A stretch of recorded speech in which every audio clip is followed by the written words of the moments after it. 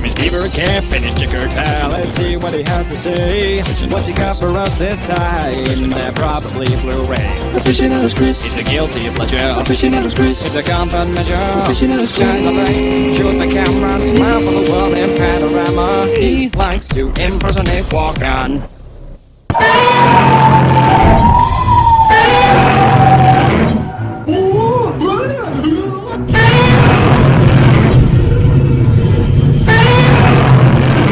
Hey everybody, Aficionados Chris here to do a review of a movie that I have been waiting many years to be released on disc, whether it be DVD or Blu-ray, and clearly one that a lot of people have also been eagerly awaiting because it sold out within a few days of being released. And I'm of course talking about Godzilla vs. Biollante on Blu-ray. This one is not a screener, nor is it a purchase. This was actually a gift from a good friend of mine, Tyler Preston, also known as TP20. You can click the link down there, check him out. He's a really cool guy. He loves Godzilla. He loves anything Japanese. He also loves food. He reviews food as well, which is a very unique thing that I don't think a lot of YouTubers do. So yes, definitely check out TP20. He's a really, really underrated YouTuber. But, anywho, back to Godzilla vs. Biollante. As you can see from my little decor here, I'm a Godzilla fan and have been ever since I was a child. I have, as you can see, the Godzilla Criterion figure for every decade. This is a Shogun Warrior from 77. This one is from 85. This is a Trendmaster Godzilla from 94. And down here is a 2002 Bandai one, which I used in my review for the Criterion. But I digress. We're here to talk about Biollante. And is this worth the $8 on Blu-ray and the long-awaited release of this? In a word, yes.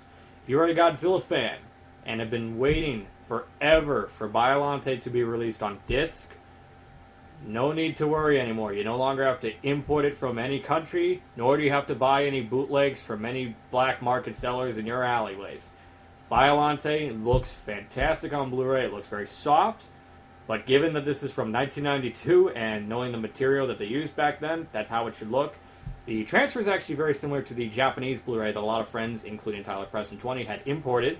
And you have both the English dub and the Japanese original language with English subtitles, if that's your preference.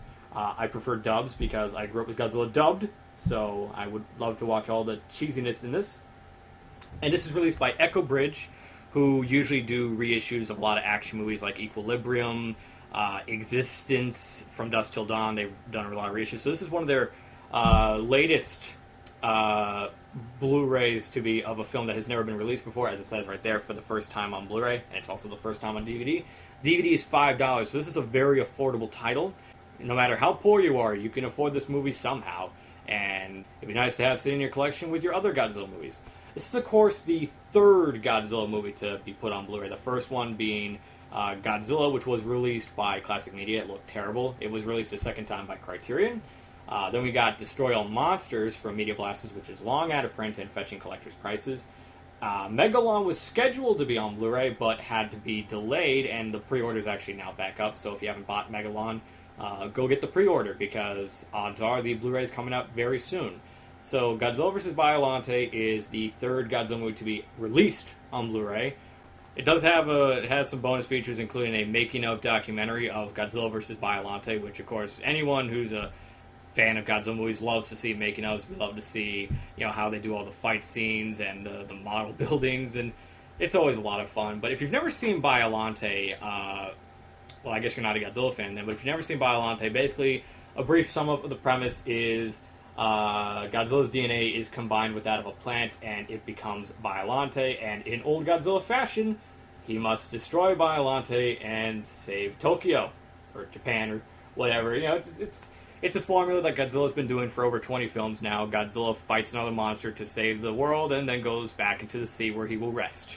Yes, I can't recommend it enough. I guess all that's left to show you is the packaging. So we have very nice. Big splash says first time on Blu-ray.